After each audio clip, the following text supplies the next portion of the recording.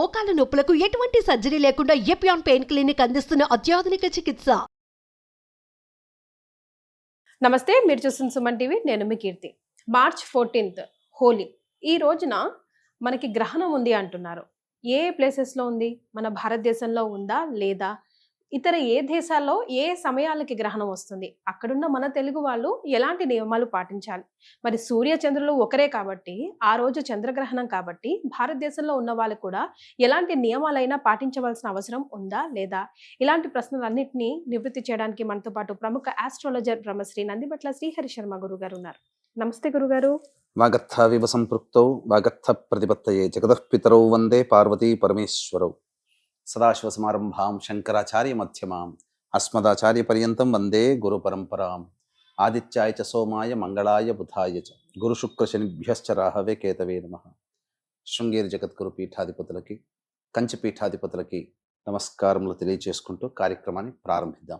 గురుగారు, ఇందాక నేను చెప్పినట్టుగా రకరకాల వాదనలు వినిపిస్తూ ఉన్నాయి గ్రహణానికి సంబంధించి. ముఖ్యంగా పండుగ రోజు గ్రహణం రావడం, మన భారతదేశంలో ఉంది అని కొంతమంది, లేదు అని కొంతమంది, వేరే ఇతర ఏ దేశాల్లో ఉంది, అసలు భారతదేశంలో కనిపిస్తుందా లేదా, కనిపించినప్పుడు మనం ఏమైనా నియమాలు కానివ్వండి, ఎలాంటి ఆచారాలని కానివ్వండి పాటించవలసిన అవసరం ఉందంటారా గురుగారు? భారతదేశంలో 14వ తారీఖు రోజున ఏర్పడుతున్నటువంటి చంద్రగ్రహణం అయితే భారతదేశంలో కనిపించటం లేదు. అయితే దీనికి ఒక విశిష్టత ఉందమ్మా.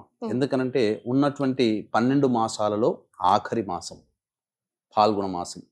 అందున ఫాల్గుణ మాసంలో ఉత్తరా నక్షత్రము కానీ, పుబ్బా నక్షత్రం కానీ, అనగా పూర్వ ఫల్గుని కానీ, ఉత్తర ఫల్గుని నక్షత్రం ఉన్నప్పుడే పౌర్ణమి ఏర్పడుతుంది. ఈసారి హోలీ పండుగ అనేటువంటిది మనకు సంపూర్ణముగా ఈ ఉత్తరా నక్షత్రం ఉన్నటువంటి సమయంలోనే మనకున్నది. కాబట్టి ఈ హోలీ పండుగ భారతదేశం అంతా ప్రజలందరూ కూడా జరుపుకుంటారు. విదేశాల్లో ఉన్న భారతీయులు కూడా ఎక్కడ ఉన్నా జరుపుకుంటారు. కాకపోతే ఈసారి 14వ తారీఖు రోజున చంద్రగ్రహణ ప్రభావం అనేటువంటిది ఏర్పడుతుంది. ఇదే కాకుండా మళ్ళీ 29వ తారీఖు రోజున సూర్యగ్రహణ ప్రభావం కూడా ఉన్నది. అంటే ఒకే నెలలో 2 గ్రహణాలు ఏర్పడబోతున్నాయి. ఇది మొదటిసారి గురుగారు ఇలా అవ్వడం? చాలా సార్లు వచ్చాయమ్మా, చాలా సార్లు వచ్చాయి. కానీ దీని తదనంతరం విపరీత పరిణామాలు చోటు చేసుకున్నాయి. మీకు ముఖ్యంగా గమనించుకుంటే మనకు ఈ షష్టగ్రహ కూటం అనేటువంటిది 29వ తారీఖు రోజున ఏర్పడుతుంది. దీనికి సామీప్యముగా మనం గనక చూసుకున్నట్లయితే ఈ కరోనా అనేటువంటిది రాకముందు కూడా షష్టగ్రహ కూటమి ఏర్పడడం, ఆ సందర్భంగా ముందు గ్రహణాలు ఏర్పడడం, ఆ తదనంతరమే ప్రపంచాన్ని వణికించేటువంటి కరోనా వైరస్. అంటే ఈ వైరస్ అనేటువంటిది ఒకసారి మనకు భూమి మీదకి రాలేదు. అంతకుముందు ఎన్నో ప్రయోగాలు జరిగి ఉంటాయి. కానీ ఈ షష్టగ్రహ కూటమి ఏర్పడడం ధనుస్సు రాశి, అగ్నితత్వ రాశి. ఈ అగ్నితత్వ రాశిలో ఉండడమే ప్రధానంగా యుద్ధము ప్రకటించడం అని అంటారు. అంటే యుద్ధం వల్ల జరిగేటువంటిది ఏంటి? ప్రాణ నష్టమే కదా. విజయం ఎవరికైనా రావచ్చు, కానీ ప్రాణ నష్టం జరుగుతుంది. అలాగే ప్రపంచమంతా కూడాను ప్రాణ నష్టం జరిగినటువంటి సంఘటన. ఇక దాన్ని బేస్ కనుక చేసుకొని చూసుకుంటే ఇప్పుడు షష్టగ్రహ కూటం అనేటువంటిది 29వ తారీఖు రోజున వస్తుంది. దీనికి ప్రపంచవ్యాప్తముగా ఈ ఫాల్గుణ మాసం అనేటువంటిది ఒక విక్టిమ్ గా తయారైంది. షష్టమగ్రహ కూటమి అనేటువంటిది 29వ తారీఖు నాడు ఏర్పడడం, అదే రోజున కూడా ఈ యొక్క సూర్యగ్రహణం ప్రపంచవ్యాప్తంగా ఉండడం, 14వ తారీఖు రోజున, ఇప్పుడు వచ్చేటువంటి మార్చి 14వ తారీఖు రోజున పౌర్ణమి. ఇక్కడ సంతోషంతో జరుపుకుంటాం, కానీ అక్కడ విదేశాల్లో కొన్ని దేశాల్లో ఈ యొక్క చంద్రగ్రహణ ప్రభావం అనేటువంటిది ఏర్పడుతుంది. తద్వారా ప్రపంచవ్యాప్తంగా ఎక్కడైనా గ్రహణాలు ఏర్పడినప్పుడు సాధారణమే కదా అని చెప్పి చాలా మంది కొట్టిపడేస్తుంటారు.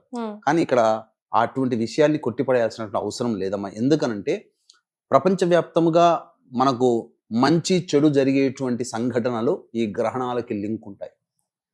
పెద్ద పెద్ద ఉత్పాతాలు జరిగిన, ప్రకంపనలు కలిగి ఈ యొక్క ఎర్త్ క్వేక్స్ అనేటువంటి ఉన్నా, లేదా గొప్ప గొప్ప నాయకులు మరణించిన, లేదా ప్రపంచవ్యాప్తంగా ఏదైనా సామూహిక మారణ హోమం లాంటివి జరిగినా, లేదా అత్యధిక ప్రాణ నష్టం జరిగేటువంటి సంఘటనలు ఏవి జరిగినా, వాటి జరగడానికంటే ముందు తరువాత ఈ గ్రహణ ప్రభావం ఉంటుంది.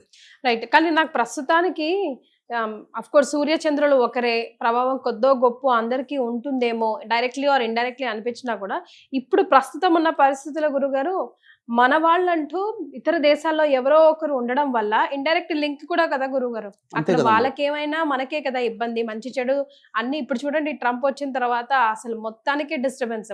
పిల్లలందరూ చాలా మంది మన ఫ్యామిలీ మెంబర్స్ మొత్తం డిపెండ్ అయ్యి disturbance. అక్కడ ఉన్నారు కాబట్టి సో ఇది ఈ గ్రహణం కూడా ఆ దిశగా మనం చూసుకోవాల్సిన అవసరం ఉందంటారా? ఎందుకంటే ఇంతకు ముందు జరిగినటువంటి 2 గ్రహణాలు ఏవైతే ఉన్నాయో అవన్నీ కూడా అమెరికా కేంద్రంగానే జరిగాయి. జరిగాయి. ఇప్పుడు కూడా జరగబోతున్నటువంటి గ్రహణాలు ఏంటి?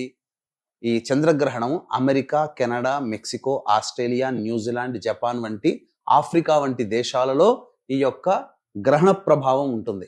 ఓకే. కాబట్టి మోస్ట్ విక్టిమ్ కంట్రీగా కూడా దీనికి సంబంధించి చూసుకుంటే అమెరికా మనకు అమెరికా కనబడుతుంది. ఉంది మళ్ళీ. ఎక్కువగా మన ప్రాంత ప్రజలందరూ కూడా భారతదేశంలో ఉన్న వాళ్ళందరూ కూడా అమెరికాలోనే ఎక్కువగా నివసిస్తున్నటువంటి జనం.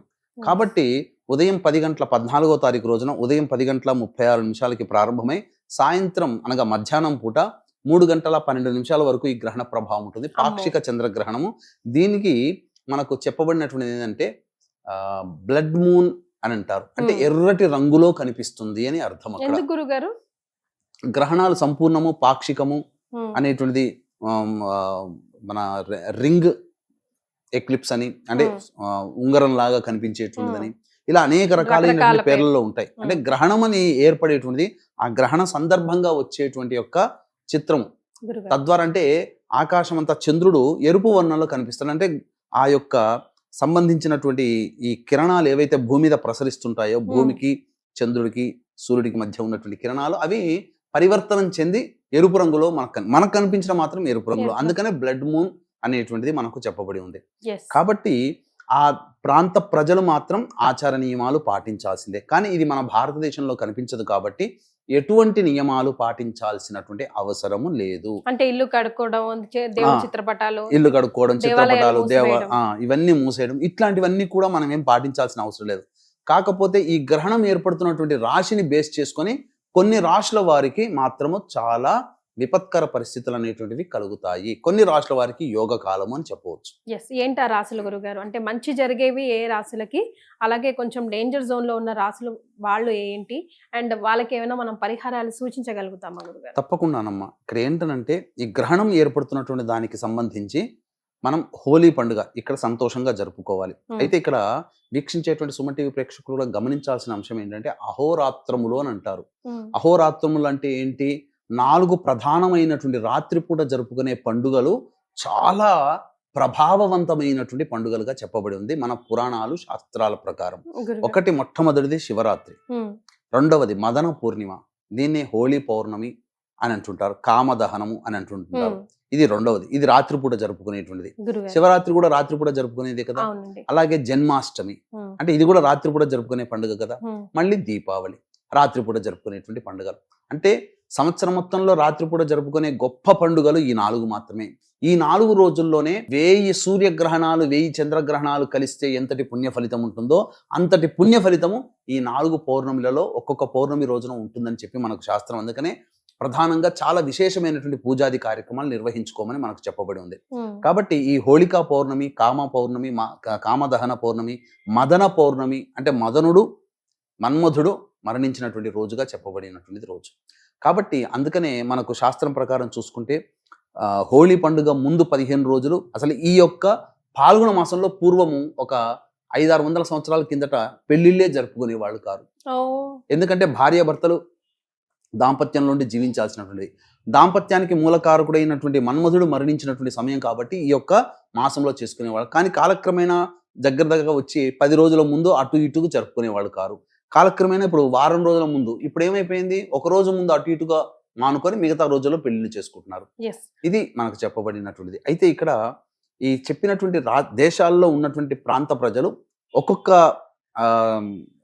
సంబంధించినటువంటి దేశంలో ఒక్కొక్క టైం జోన్ లో ఉంటారు కాబట్టి ఆ టైం జోన్ కి సెట్ అయ్యేటువంటి విధంగా ఉన్నటువంటి దాన్ని వాళ్ళు బేరీజ్ వేసుకొని ఆ యొక్క గ్రహణం ఏర్పడుతున్నటువంటి సమయం రోజున ముఖ్యంగా స్నానం ఆచరించి ఇష్ట దేవత పూజ చేసుకోవాలమ్మా. ఏదైనా గురువు ఇచ్చినటువంటి మూలమంత్రము, లలితా సహస్రనామము, లలిత త్రిశతో, శివ సహస్రనామము, అది గ్రహణం విడిచేంత వరకు స్నానం చేసి, విడుస్తుందనగా విడిచేంత వరకు కూడాను జపం చేసుకొని విడిచే ముందు ఒక 10 నిమిషాల ముందర మళ్ళీ విడుపు స్నానం చేసేసి ఇల్లంతా శుభ్రపరచుకోవాలి. ముఖ్యంగా దర్భలు అనేటువంటివి ఇంట్లో వాడాలి. ప్రతి ఆహార పదార్థంలో నిల్వ ఉంచుకొని మళ్ళీ వాడుకునేటువంటి ఆహార పదార్థాలలో ఈ దర్భ అనేటువంటిది వేసుకోవాలి. అయితే ఇక్కడ మనకు గ్రహణం కనిపించదు కాబట్టి, గ్రహణం మనకు భారతదేశంలో లేదు కాబట్టి ఎటువంటి నియమాలు పాటించాల్సిన అవసరం లేదు. కాకపోతే ముఖ్యంగా మానసిక సంబంధించినటువంటి సమస్యలతో బాధపడేటువంటి పిల్లలు, పెద్దలు, అలాగే ఈ సంబంధించినటువంటి గర్భవతులు ముఖ్యంగా ఆచరించాల్సినటువంటిది, ఈ గర్భవతులకి సంబంధించి ఈ గ్రహణ ప్రభావము మనకు 13 మరియు 14 తారీఖులో 2 రోజుల్లో ఉంది కాబట్టి చేతనైతే పిల్లలకి తలకినో లేకపోతే నడుము దగ్గరనో కంఠం దగ్గరనో పిల్లలకి ఎవరైతే గర్భం దాల్చిన మహిళలు ఉంటారు కదా, వాళ్ళు ఈ యొక్క నాభి దగ్గరనో లేదా నాభి చుట్టను కన్నా దర్భ పెట్టుకుంటే గనక, ఇప్పుడు ఎందుకనంటే చంద్రుడు మనకు కనబడుతున్నాడు, ఇక్కడ చాలా మంది మనకు కనిపించినప్పుడు పాటించాల్సింది లేదు అని చెప్పి చెప్తారు. వాస్తవమే, నియమాలు పాటించాల్సిన అవసరం లేదు, కానీ ఆచారం మాత్రం పాటించాలి.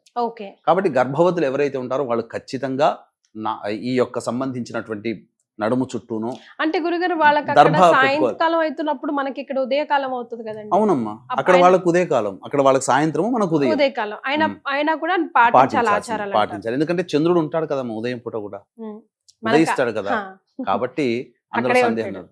కాబట్టి ఆ విధంగా పాటించాలి, ఇక్కడ వాళ్ళు కూడా పాటించాలి. ఎందుకు? ఇది విశ్వవ్యాప్తమైనటువంటి జరిగే ఇన్సిడెంట్, కేవలం ఒక దేశంలో మాత్రమే జరుగుతుంది, ఇంకో దేశంలో అని కాదు ఇక్కడ. కాకపోతే అక్కడ కనిపించే వాళ్ళకి మాత్రం ఆ నియమాలు పాటించాలి.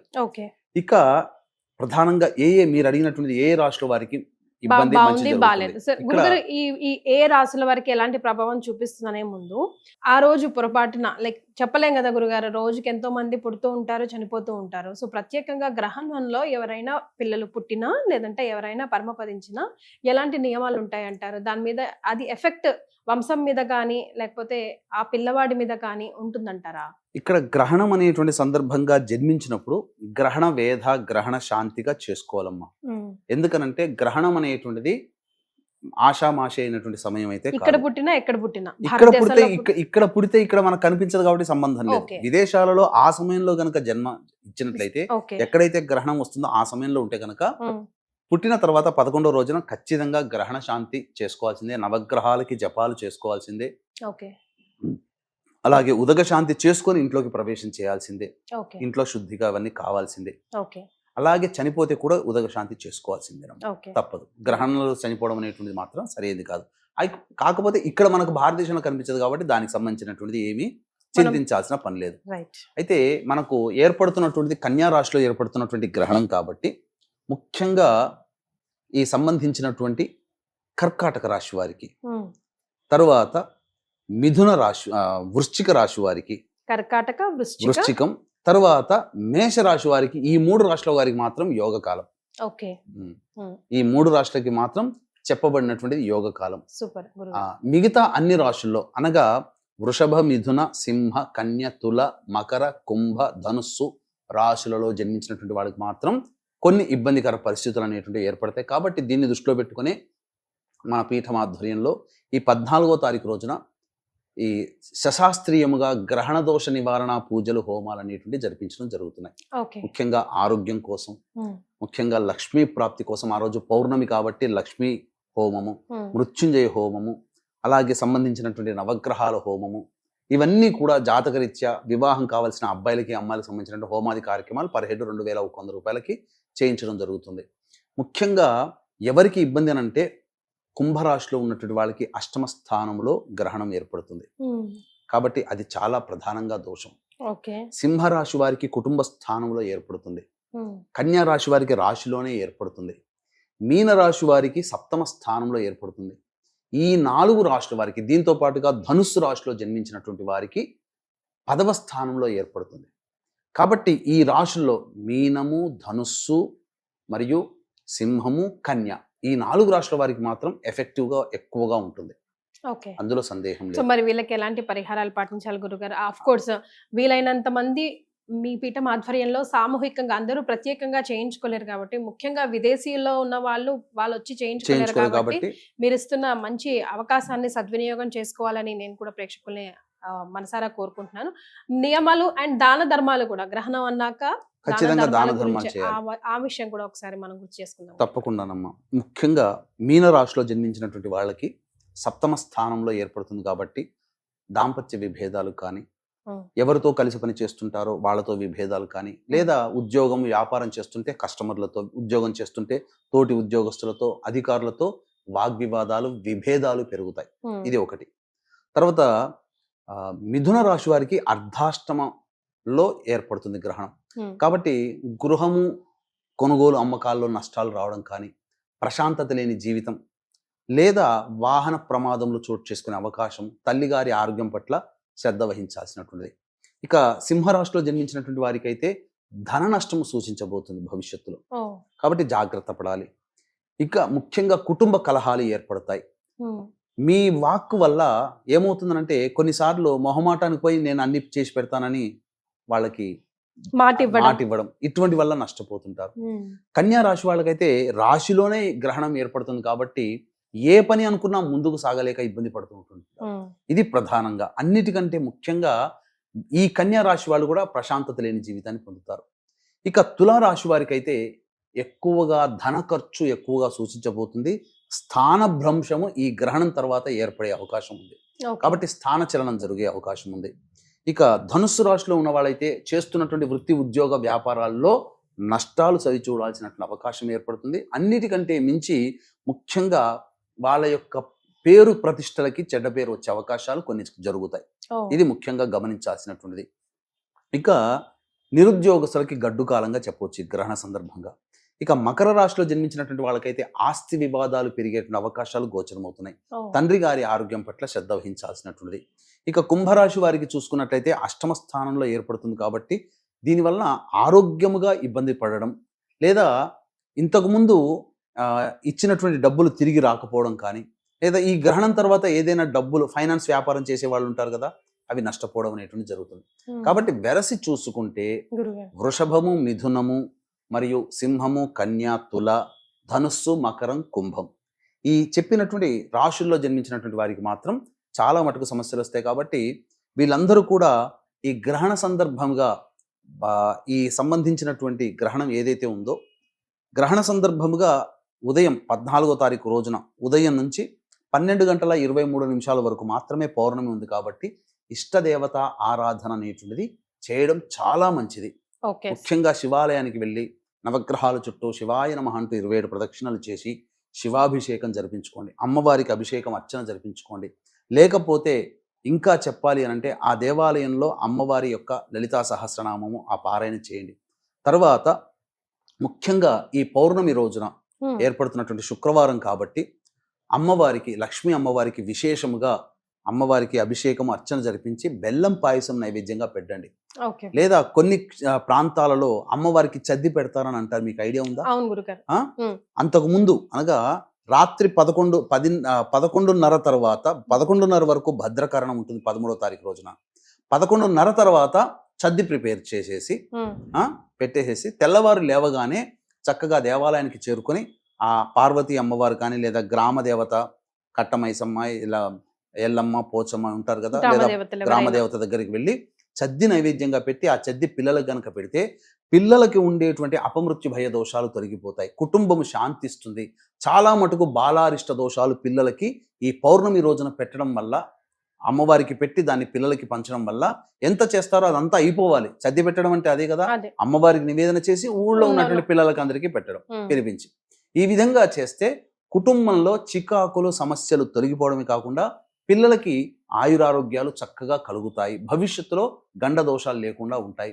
ఇంకా విశేషంగా ఇప్పుడు మీరు చెప్పినన్ని వాళ్ళు చేసుకునేటువంటి పరిహారాలు. ఇంకా అవకాశం ఉంటే విదేశాల్లో ఉన్నటువంటి వాళ్ళు కూడా ఇక్కడికి దాకా మన దాకా ఇక్కడ దాకా ఇంట్లో చేసుకోలేరు కాబట్టి అవకాశం ఉంటే మన పీఠం ఆధ్వర్యంలో జరిగేటువంటి చంద్రగ్రహణ దోష నివారణ పూజలు, హోమాల్లో నమోదు చేసుకోవచ్చు. ఇక విశేషంగా ఈ చెప్పబడినటువంటి రాశుల్లో జన్మించినటువంటి వారు చంద్రగ్రహణము రూపు వెండితో చేసినటువంటిది, అలాగే బియ్యము, తెల్లటి వస్త్రము, ఇవి దానము చేసినట్లయితే చాలా మటుకు శాంతిస్తాయని చెప్పవచ్చు. రైట్ గురుగారు, అంటే ఇందాక చెప్పిన పరిహారాలు విదేశీయులకి కొంచెం అనుకూలంగా లేకపోవచ్చు, ఎందుకంటే ఎక్కడో దూరంగా దేవాలయాలు అవి ఉంటూ ఉంటాయి. కాబట్టి ఇంట్లో నెక్స్ట్ డే ఉదయం వాళ్ళు ఏమైనా చేసుకోవడానికి, పాటించడానికి, గ్రహణ దోషాలు పోవడానికి ఏమైనా దేవుడి పూజలు కానీ మంత్రాలు కానీ ఏమైనా ఉన్నాయా గురుగారు? గ్రహణ సందర్భంగా ఎవరైనా చెప్పేది ఇష్టదేవత ఆరాధన చేసుకోవడం. ఓకే. తర్వాత ఆ చేసిన తర్వాత బియ్యం ముఖ్యంగా బ్రాహ్మడికి దానం చేయడం, ఓకే. అది లేదా బ్రాహ్మడి కోసం ఏదైతే చెయ్యాలని పెట్టుకుంటారో ఆ బ్రాహ్మడి కోసం పెడుతున్నానని చెప్పి ఆ తీసి విధంగా పక్కన తీసి పక్కకు పెట్టేసుకొని పెట్టి ఎప్పుడైనా వెళ్ళినప్పుడు ఆ బ్రాహ్మడికి ఇచ్చి ఆశీర్వచనం తీసుకోండి, తగు దక్షిణ ఇచ్చి నమస్కారం చేసుకుంటే చాలు. రైట్. సో భారతదేశంలో లేకపోయినప్పటికీ స్ట్రిక్ట్ గా నియమాలు పాటించకపోయినప్పటికీ ఆచారాలు మాత్రం ముఖ్యంగా మన గర్భిణీ స్త్రీలు. భారతదేశంలో Yes. భారతదేశంలో చెప్పినటువంటి వృషభ, మిథున, సింహ, కన్య, తుల, మకర, కుంభ, ధనుస్సు ఈ రాశుల్లో జన్మించిన వాళ్ళు మాత్రం ఖచ్చితంగా ఈ యొక్క గ్రహణ ప్రభావానికి గురవుతారని చెప్పడంలో ఏం మాత్రం సందేహం లేదు. మన భారతదేశంలో కనిపించదు కదా అనడానికి లేదమ్మా. మన భారతదేశంలో కనిపించకపోయినప్పటికీ నియమాలు పాటించాల్సిన అవసరం లేదు. కానీ ఆచారాలు ఈ మాత్రం. ఆచారం మాత్రం ప్రపంచానికి సంబంధించింది. గ్రహణం మన భారతదేశానికి లేకపోతే ఆ విదేశాల్లో కనిపిస్తుంది. నియమాలు పాటించాల్సిన అవసరం లేదు. కానీ ప్రపంచం మొత్తానికి, అందుకనే చూడండి దీని తర్వాత వచ్చేటువంటి పెను మార్పులు చాలా జరగబోతున్నాయి. షష్టగ్రహ కూటమి, 2 గ్రహణాలు ఒకే నెలలో ఏర్పడడం. ఈ 2 గ్రహణాలు ఒకే నెలలో ఏర్పడడమే గ్రహ సంచార ప్రభావంలో మహాభారత యుద్ధం జరగడం కారణం. కార్తీక మాసంలో ఇది, అందుకనే ఇది కూడా కారణం. కాబట్టి భవిష్యత్తు వినాశనానికి ఇప్పుడు మనం సంతోషంగా ఉన్నామని సంతోషపడాలి. కానీ భవిష్యత్తులో వచ్చేటువంటి నష్టం కరోనా ఎవరైనా ఊహించారా? కాబట్టి ఇప్పుడు కూడా అదే చెప్పబడుతుంది. దీని తర్వాత ప్రపంచవ్యాప్తంగా పెను మార్పులు చోటు చేసుకోబోతున్నాయి. షష్టగ్రహ కూటమి ఎందుకనంటే మీనరాశిలో సంబంధించినటువంటిది సూర్యగ్రహణం ఏర్పడుతుంది. చంద్రగ్రహణం కన్యా రాశిలో, కన్యా రాశి భూతత్వ రాశి, సూర్యగ్రహణం ఏర్పడేది జలతత్వ రాశి. కాబట్టి ఖచ్చితంగా ప్రకంపనలు, ఎర్త్ క్వేక్స్, అలాగే సునామీలు, అంటే సముద్రంలో అలజడులు జరిగి అనేటువంటిది సముద్రం తీరం కోతకు గురయ్యే అవకాశాలు గోచరమవుతున్నాయి. ముఖ్యంగా సునామీలు ఏర్పడి బాగా నష్టం జరుగుతుంది. అంతేకాకుండా ఈ రాశికి సంబంధించినటువంటి భచక్రంలో గనక చూసుకున్నట్లయితేనమ్మా, అది 12వ రాశి. రాశి నుంచి 12వది అంటే ఏంటి? అదే ఆఖరి రాశి. సృష్టి వినాశనం కూడా అక్కడ జరగబోతుంది. ఆ రాశ్యాధిపతి అయినటువంటి గురువు వృషభ రాశిలో ఉన్నాడు. ఎవరి నక్షత్రంలో ఉన్నాడు? మృగశిర నక్షత్రంలో ఉన్నాడు. ఆ మృగశిర నక్షత్రాధిపతి అయినటువంటి కుజుడు స్తంభించి మిథున రాశిలో ఉన్నాడు. కాబట్టి ఖచ్చితంగా స్తంభించి ఉన్నటువంటి కారణం చేత ఈ అస్త్రశస్త్రాస్త్రాలు వేసుకునే సందర్భాలు కొన్ని దేశాల్లో ఏర్పడబోతాయి. ఇప్పటికీ కామ్గా ఉన్నా దీని ప్రభావం మాత్రం ఖచ్చితంగా ఉంటుంది.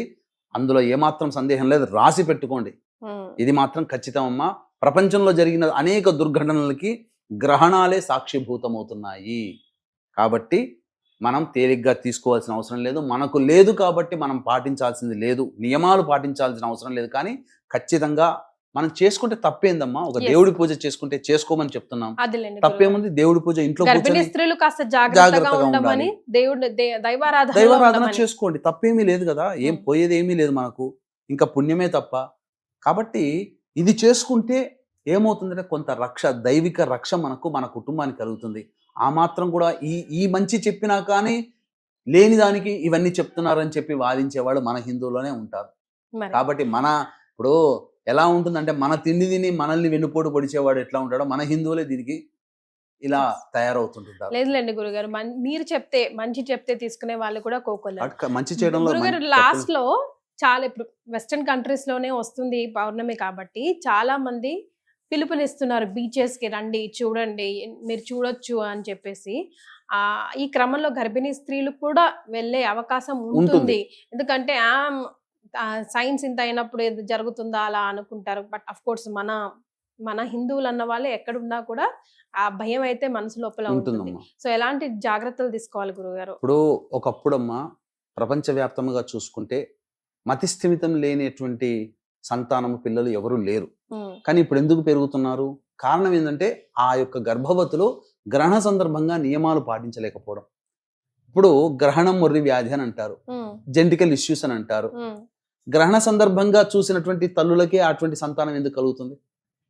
మిగతా మామూలుగా ఎన్నో సందర్భాల్లో జన్మించినప్పుడు గ్రహణం మొర్రి అనేది రావాలి కదా. అంటే ఈ పై పెదవి ఇలా కోసుకొని పుట్టడము, లేకపోతే వికృతాకారంగా పుట్టడము, ఇవన్నీ కూడా ఏంటనంటే అంతరిక్షం నుంచి వచ్చేటువంటి కిరణాలని ఆ గర్భవతి, అంటే కొంతమంది శరీరాలు సున్నితంగా ఉంటాయి, వచ్చినటువంటి ఆ రేస్ని పిండస్థం మీద ప్రభావం చూపి చూపిస్తుంది. కొంత శారీరక మార్పులు జరుగుతాయి. ఉమ్, ఈ పిండ మీద ప్రభావం చూపుతుంది. చూపించి మనం తెలిసి పెద్దవాళ్ళు పెట్టినటువంటిది. ఇప్పుడు పెద్దవాళ్ళ కంటే గొప్పవాళ్ళం కాదు కదా, అస్సలు వాళ్ళకున్న విజ్ఞానం మనకుందా? లేదు. వాళ్ళు ఇక్కడ చూడకుండానే ఏ టెలిస్కోపులు లేకుండానే చక్కగా అంతరిక్షాలు, సమయము, గ్రహణాలు అప్పట్లోనే లెక్కగట్టారు. మనం చూడాలనంటే టెలిస్కోప్ పెట్టి చూసుకుంటాం. ఏదైనా వాళ్ళ సాంకేతిక విజ్ఞానం, పెద్దవాళ్ళ సాంకేతిక విజ్ఞానం ముందు మనము తక్కువే. మరి సో గురుగారు చెప్పబోయేది ఏంటంటే, భారతదేశంలో కనిపించినప్పటికీ కూడా ఆచార నియమాలు మాత్రం కంపల్సరిగా ఖచ్చితంగా, ముఖ్యంగా గర్భిణీ స్త్రీలు పాటిస్తే చేసే తప్పేముంది అని. అలాగే మిగతా దేశాల్లో ఉన్న వాళ్ళైతే, గ్రహణం ఉన్న దేశ వాళ్ళు ఖచ్చితంగా పాటించవలసిందే. చాలా సంతోషం గురుగారు, ధన్యవాదాలు. సర్వం శ్రీ ఉమామహేశ్వర పరబ్రహ్మార్పణమస్తు.